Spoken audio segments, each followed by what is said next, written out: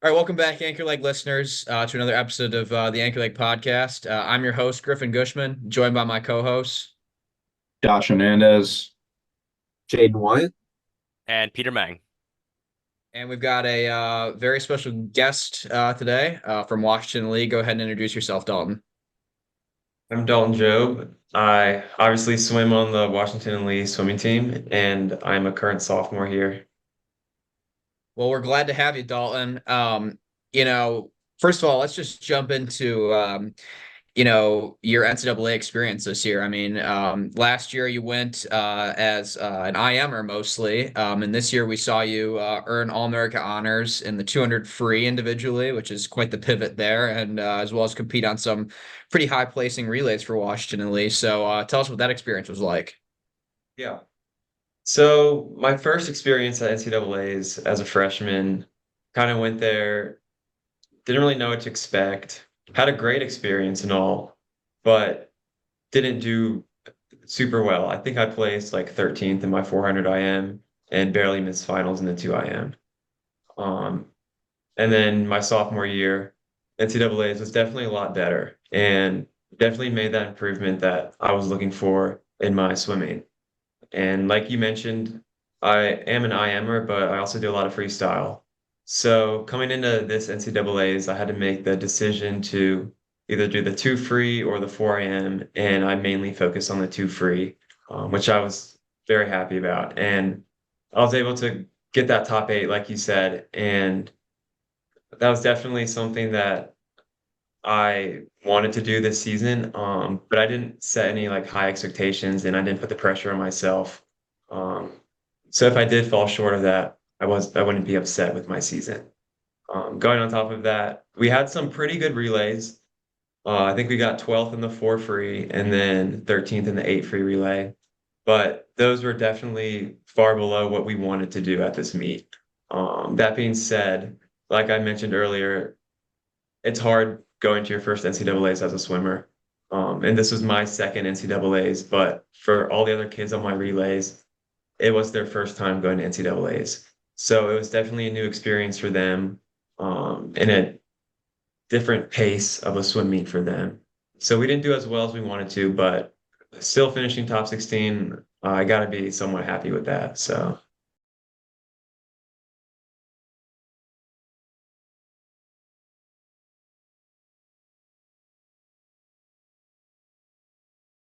Yeah, for sure. And I guess we can sort of circle back to that comment about the relays and your guys that being their first NCAA championships. Talk to me about those relays. I mean, specifically at ODAC. I think that I kind of speak for everybody on this podcast when I say we were pretty surprised to see that 633 at ODACs that put you in the conversation of like maybe contending for an 800 free relay title. I mean, obviously it didn't happen this year, but I mean, like that was a great way to end your season. And I assume you're looking to build on that next year. yes, for sure. So actually, the day we traveled to the ODAC Championships, we were sitting in a Panera. It was the 4 of us boys, me, Luke Nagel, Charles Byers, and Thomas Denton. And we were with our coach. And we were like, Coach, what do we have to do to make it back or make it to NCAAs this year in the 8 free relay? And she was like, I think y'all will have to go under 3 or 638. And to us, when she said that, we were like, wow, that's fast. We don't think we can do that. Um, and then fast forward a day later, when we actually swam the race, we blew past her expectations and our own and got that 633. None of us really expected that time. So it's really, really, really surprising to us and definitely kind of made our meet on that first day. Going on top of that, going into NCAAs, I feel like we had a little bit too much, what's the word I'm looking for? Maybe like we thought too much of ourselves going into NCAAs. We kind of let that time predetermine how we thought the meet was going to go. We thought we were just going to, again, drop more time at NCAAs and blow everyone out of the water with that 633. We didn't really realize that it's extremely hard to drop time at NCAAs. So we didn't have as good of a race at NCAAs. We still did well, still got that 13th place, But I think it was a learning experience for all of us on that relay, kind of helping us to understand that it's hard to swim fast, both at your conference championships and at NCAAs, and that you can't get too far ahead of yourself, because every race is hard and it's going to be competitive. So I guess moving forward, this next season, we'll definitely build off that and learn from, I guess it was kind of a mistake, getting too confident in ourselves, thinking that we're too good. Um, but I think next year, all of us will have gone to NCAA, so we'll definitely be familiar with the situation and definitely, hopefully, improve on that. Yeah, I think that's something that we've kind of heard a lot, especially from Peter and John, who we've had on help us out on an interview before, that kind of the first NCAA jitters is something that we see a lot, and it's kind of something you have to learn from, and you have to go through the ringer once until you can really figure out kind of the double taper situation between conference and, tapering down again a month later to compete the same events. I think we find that a lot of the people who are there for the first time, are just a little bit off or aren't quite ready, and it's something you kind of have to learn to do twice. Yeah, I feel like also the taper part's hard, but also the mental part about it, where you're swimming for an extra month, especially for those kids that didn't expect to make it. Like myself, I was confident I would make it, not sure, but I expected to swim that extra month after conference. Whereas some of the kids didn't even expect to swim that extra month. So it's hard on them mentally, staying in the water and training and just having to extend your season an extra month or 6 weeks. So that's another part that I feel like people don't expect to be hard, but is actually really challenging. Yeah, 100%. That makes a lot of sense. I'm really curious, we've been talking a lot about like the last few weeks here. Going forward, we're unique in D3 that we have this this dead period where, training looks a little bit different. Is there anything you're focusing on in this off season, or things that you're looking to improve? Walk me through what you want your off season to look like. The next 2, 3 months before summer, I'm mainly going to focus on putting some size on me. That's something I've struggled throughout my entire swim career. I always tell myself, oh, I'm going to go to the gym, I'm going to get big, but it never really happens. I put on a few pounds here and there, but I haven't really gotten the size that I've wanted to. And I feel like the next step in my career, in my swimming career, is to get that size on me so I can compete at a higher level and hopefully drop a significant amount of time. And then come summer, come May, June, I'll go back to my hometown, Richmond, and I'll train with my club team, Nova. So I'll get some really good training there, which will hopefully set me up really well for September and the beginning of the season at W&L. So that's kind of my plan. I'm still definitely going to stay in the water the next 2, 3 months, but mainly just focusing on getting that size and critiquing technique where that needs to be done. Because you really can't focus on technique any other time of the season besides the off season. So Yeah, I think that's like a common thing that we have in D3 based on everyone else we've asked is just like, hey, what are you doing in the off season? They say, oh, I've just been hitting the gym. And we've seen people who've just used that strategy and come back into the season looking very strong. I think that's also something I'm trying to look forward to doing myself as well. I think that's probably one of my biggest areas of opportunity is just like physical strength. you definitely hear a lot of swimmers say, oh, this is my season to get big. I'm going to get big.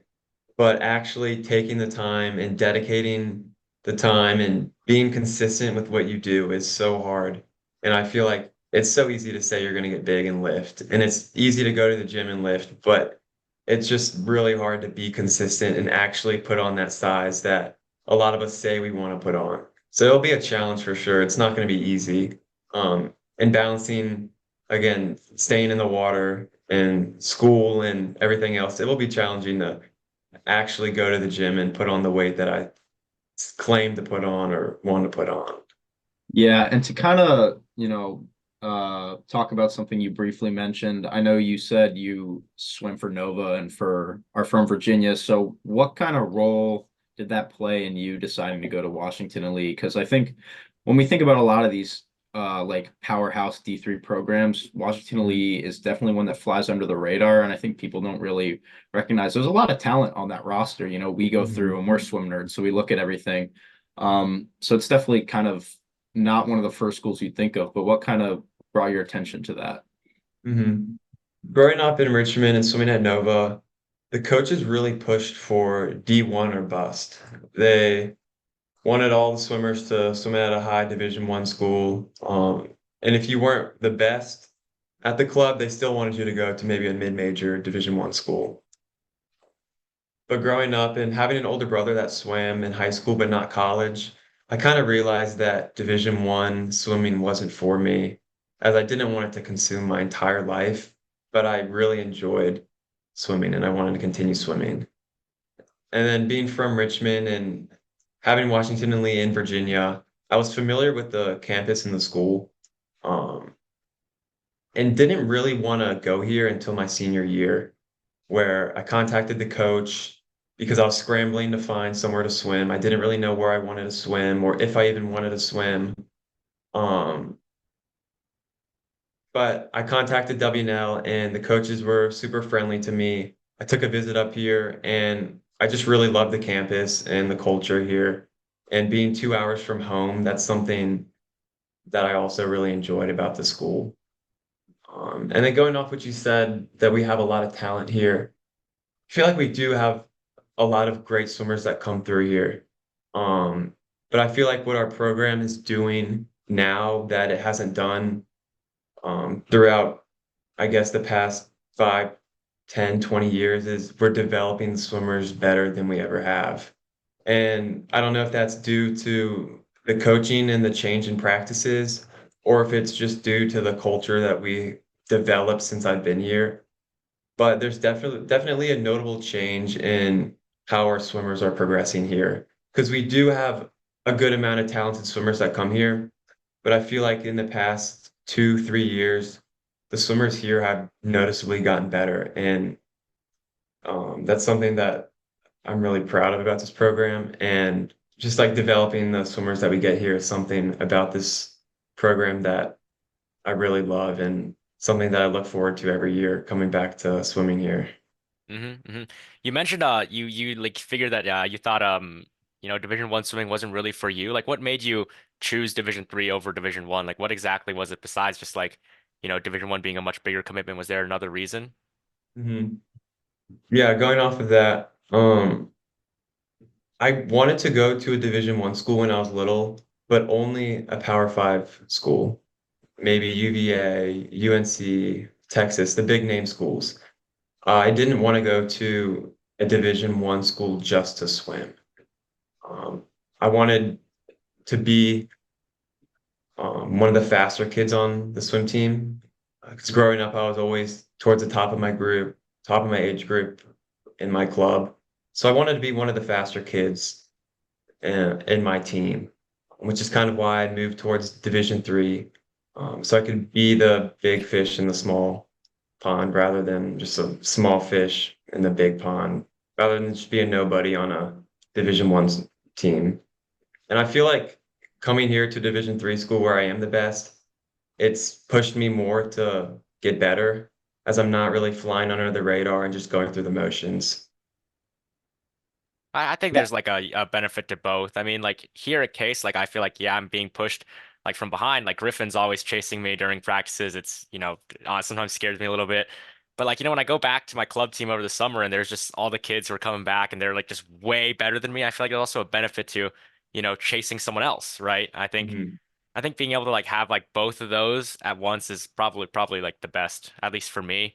I think sometimes having one or the other is you know can be limiting, as you say, but it's definitely nice that you figured out like which one you preferred and that's what you went for.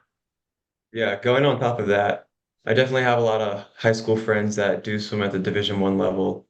And like you said, I check their times, check to see how they're doing, and they push me to be better, even though I don't surround myself around them. I still want to be as good as them, to kind of prove that, hey, I can do this at a Division III school. I don't have to go to a Division I school to be a fast swimmer. Yeah, that makes a ton of sense.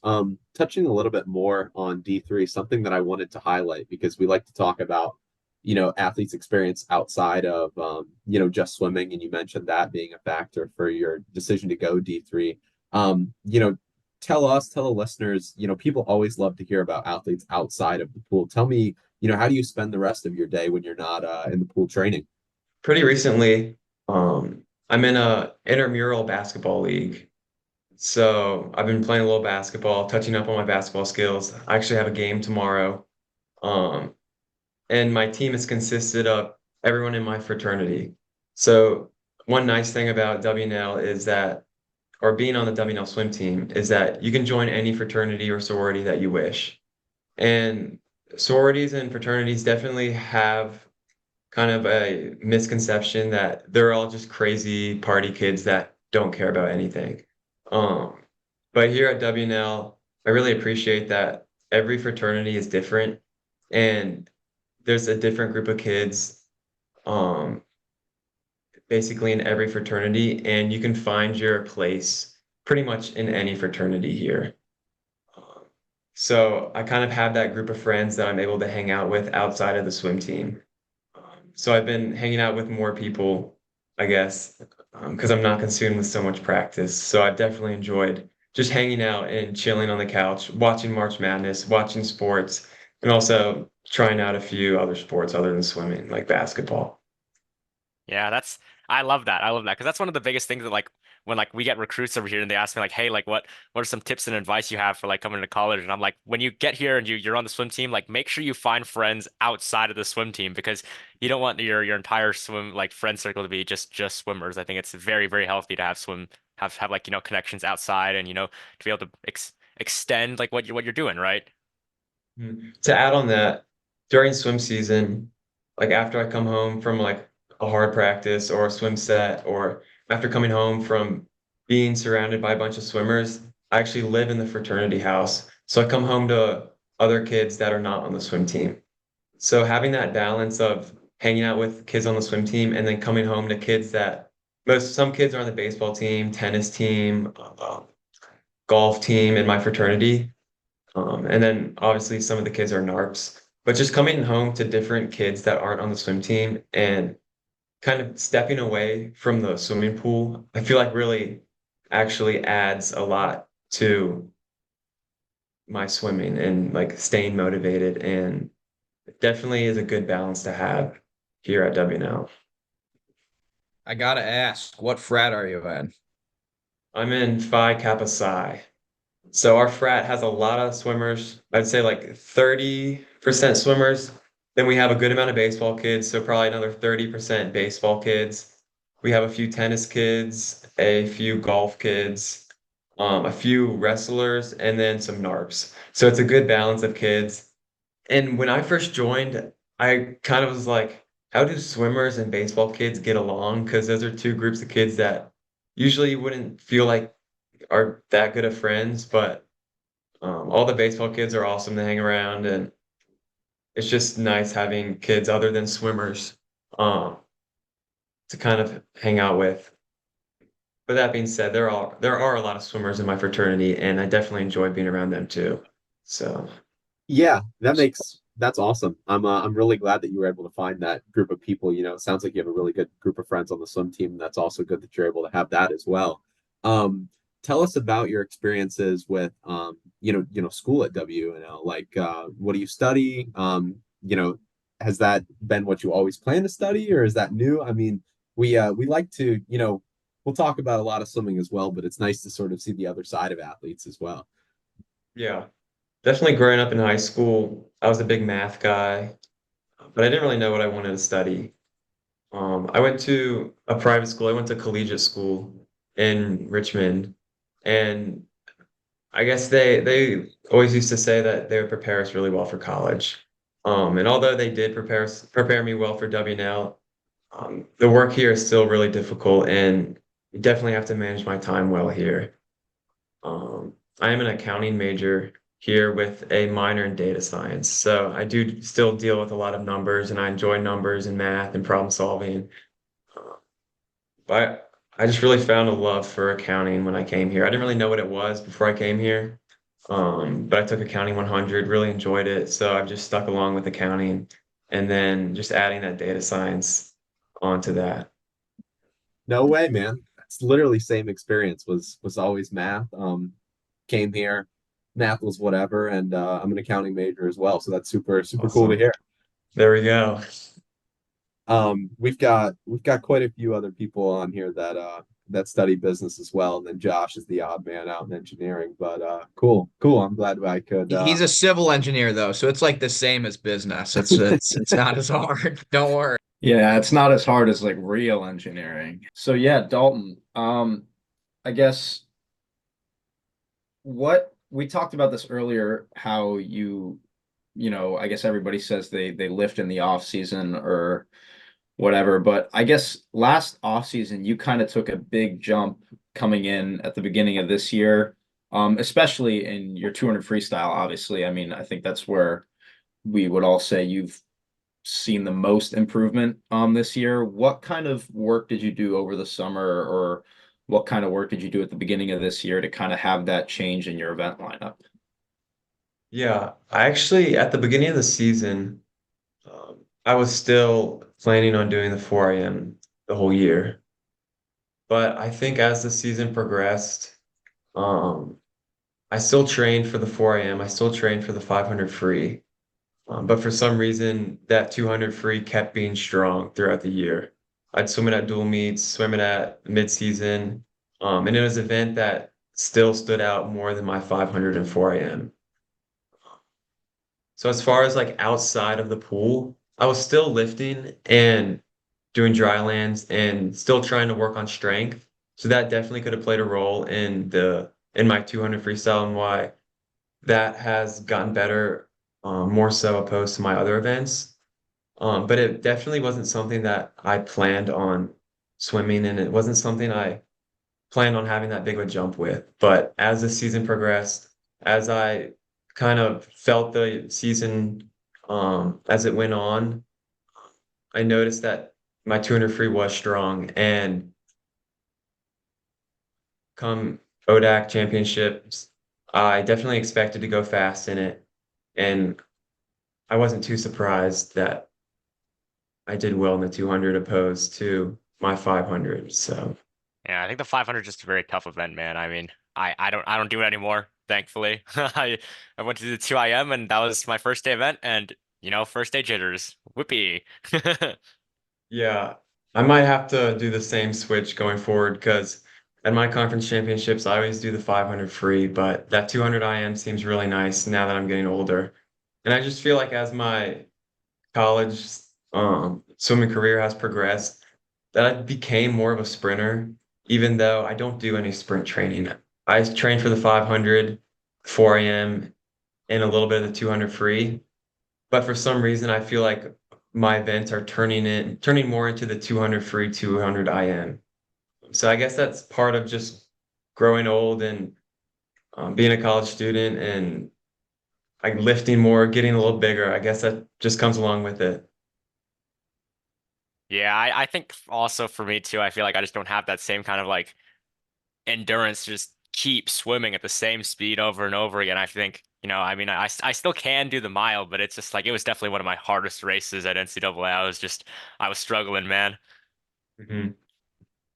Yeah, training for the 500 is definitely more difficult than training for the 200. 200 is a lot more fun to train for. Griffin, you can probably talk a little bit about that experience of, going back and forth with the 4 a.m. 2 free that he talked about, because I know you had a similar experience this season. Yeah, I mean, I kind of echo your sentiment, Dalton, that as you get older, you're kind of more inclined to put on muscle. And I also think that this is sort of an interesting hypothesis that I have personally, is that like D3 swimming, like without the off-season training, it does kind of get hard to keep building on those longer events. I think that's kind of why we see a little bit more stagnation in like the mile and the 500 in D3 compared to like other events where, we're sort of creeping up on like D1 times, but that mile and 500 are always a little bit further. So for me personally, when I went home last summer, I had an internship like I'm sure you're going to have this summer too. And, just kind of swimming, was like a 6 day a week thing, but only for like an hour and a half a day, when I could squeeze it in still. And I just found that it was easier to sort of maintain my speed in the 200 with like lifting and things like that in the off season. And I do think there's also a lot of beneficial cross training of doing the 200, even if you're training for the 4IM. Like you kind of made that switch this year to the 200. I think that if you've got the endurance for the 4IM, you've certainly got the endurance to swim for half of that time in a 200. So definitely a switch that a lot of swimmers make. But I mean, it paid off pretty well for you going from second team All-America honorable mention to top 8 in that 200 was definitely the right call. Yeah, this past season, I strictly did all 4 IM 500 free training, and my 400 IM saw like a zero point 0.1 second improvement. But I feel like I wouldn't have had as good a 200 free if I didn't have that base from that 4 IM training. So going into next year, even if I do the 200 free and choose to do the 200 free, I'm still going to train for the 4 IM and the 500 free because I'm confident that those training for those two events will help my 200 free. Yeah, I think so. I think so too. I mean, like just the aerobic base you build is just invaluable. I as an IMer to an IMer, I want to ask you this. Like, when I do the IM, I always take it, look at my splits, and I go, oh my God, like which stroke do I need to like work on the most and hit the lab? And for me this season, it was my backstroke, right? I went into the backstroke with like a 100 mid backstroke split, and now my 4 IMs if I split like 58 regularly. I think that paid off for me. Like, how do you think you can Josh. improve? Yeah, how do you think you can improve splitting like your IM events? Like, what do you think looking forward to the next season? Yeah, so the way that I look at 200 IM and 400 IM in particular is I take out the 100 fly easy because I'm a really bad butterflyer. I spin my arms on backstroke and just try to keep up because I'm a really bad backstroker. So those two are my two worst strokes. So I just go through the motions, try to keep up. And then breaststroke is where I try to turn it on. I guess that's considered my best odd, um, but I'm not a breaststroker by any means. So breaststroke is strong for me. So that's when I try to make my move in my IM. And then being a freestyle, I love the freestyle leg of the IM and I just bring it home on freestyle. So I guess my biggest improvement to my IM would be those first two legs, the fly and the back leg. But in particular, I think improving my butterfly would benefit me the most because when I'm doing 4 IM, after that 100 fly, I'm gasped. And I know I really shouldn't be. So being able to take out that 400 IM or 200 IM faster without using so much energy would definitely help my IM. And that's probably the next thing I'll work on for my IM, that butterfly. Yeah, I think it's just so weird because when I do my IM, right, like it's just so hard to like kind of like pace it, you know what I mean? Because when you're doing like a salt like if you're doing like a 200 free or a 200 stroke, like you can feel like, hey, like this is how I need to pace it because I'm getting like more tired here, right? But when you do the IM, like you do your fly, you switch to backstroke, and we start using those different muscle groups, you're like, oh wow, like I don't feel as tired anymore. But your aerobic base, I mean, like you're aerobically still just as tired, right? Mhm. So like it's just like a slippery slope for me when I get into like that backstroke leg and I hit it and I go into the breaststroke and I'm just like you, I'm like I gotta like hit the legs on the breaststroke, right? That's one of my better Mhm. strokes. I kick off that wall and I go, ah, crap, right? Yeah. Because I'm starting to feel it. Yeah, I'm always scared to die on a 400 IM, which is, I think, part of the reason why I don't take out my fly in my back very fast is I like to make sure that I'll have enough coming home on that breast and free. So maybe just taking more risks when I swim the 4 AM and actually going out instead of just floating the first 200 might benefit me. Right. I think just like it's just like having more experience, right? I mean, I think every time I do it in an in-season meet, I think it's like, oh, great, like I can, I could like, just like, kind of like sell this a little bit here, or I could take this as like an opportunity to practice it, right? And like, see like where my limit is at and just swim it like, to the best of my ability. Right. Yeah, swimming 4 AM and in season, definitely difficult, but definitely will help your 4 a.m. come paper time. Mm-hmm. So I guess Dalton, sort of wrapping up. I mean, we've covered a lot about your season so far, your swimming. You got 2 more years left at Washington and Lee. So if you had to, sort of set a goal for yourself, what your legacy might look like when you leave, whether that's, sort of in the pool, out of the pool, what you hope to achieve, academically, in swimming, things like that. How would you sort of lay that out for yourself, what you're trying to build on for these next 2 years? Yeah. Um, as far as academic goals, I mean, graduating seems pretty nice right now. I mean, not that I'm struggling in school or anything, but I have bigger goals in the pool than I do in the classroom. The pool is really where I set my big goals and I work every day to achieve. So, although I am a student athlete, I sometimes like to think that I'm an athlete student. And I like to go around saying that sometimes just because I care so much about swimming. And I feel like my life is really driven from the goals I set in the water. That being said, a goal that I want to accomplish by the time I graduate is to win something at nationals, either a relay or an individual. Um, I think our relay team, the 800 free or the 400 free, definitely has a shot of winning. It's comprised of 3 sophomores, including myself, and then 1 junior. So if it doesn't happen next year, we still keep three of the relay swimmers.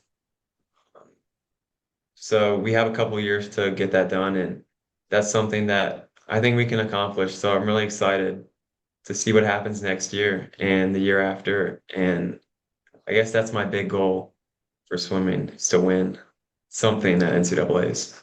I mean, can't really set much better of a goal than that in the realm of D3 swimming, to be honest. And that's kind of funny. I do kind of vibe with the athlete student comment sometimes because I feel like D3 is pretty well known for we compete at a high level while still pursuing academics and stuff, and with the whole like lack of an off season, things like that, where people really tend to focus on school more. I do think that people kind of forget that there's a lot of like very passionate individuals that are still in Division 3 and spend a lot of time like perfecting their craft, and that we're not all just like total nerds that like just do swimming as like a side hustle.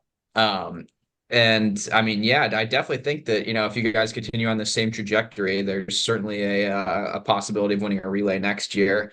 And on that note, we always like to give our listeners the opportunity to hear who our guests have shouted out, who contributed their success this season. Any of your boys on your team, on your relay specifically, you want to shout out any of your coaches, things like that? Yeah. Two of the people I live with currently, Thomas Denton and Harrison Cerrone. Harrison's a big breaststroker on our team. And then Thomas was one of the kids on that 800 free relay. Those two individuals definitely pushed me every day at practice. I go to and from practice with them about every day, and just having the same schedule with them, we've really had just a great bond this season. And I feel like they've pushed me to be the best individual that I can be. And then I guess two other shout outs, Charles Byers and Luke Nagel, two kids that made NCAAs for the first time this season. I feel like they have a lot in store for next season. Both of them made incredible jumps in their swimming this year. Luke Nagel went a 138.2 on that 800 free relay, which was a fantastic split for him.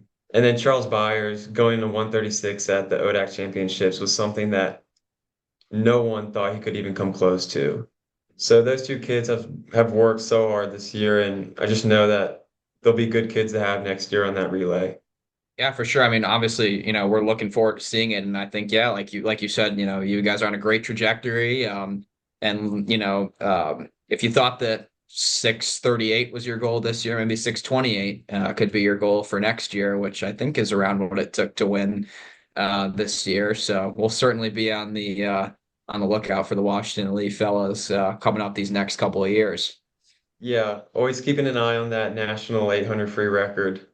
It's a fast one, but one that we think will be broken pretty soon, probably next year by a team.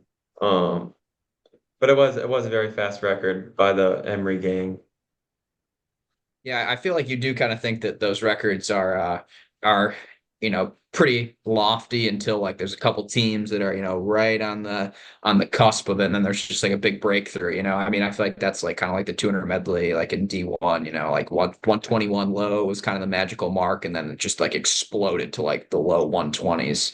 These past couple of years. I think that definitely as we continue to get more recruits. I mean, I saw there's a 136 guy going to MIT in the two free. The more eyes that are on D3 swimming, I think the more people will start to creep into that low 620, mid 620 range. So definitely something I'm excited to see, and I think that you guys can throw your name in that hat. So Yeah, that's the goal. I mean, like you just said, D3 swimming, it's getting faster every year. So who knows what's in store for the next couple of years, but just having a great group of guys here to work with every day and train with, just makes it fun. And I just look forward to what the season has in stock for next year. So yeah, well, we're looking forward to seeing your next season as well. Obviously, thank you for taking the time to join us on the podcast.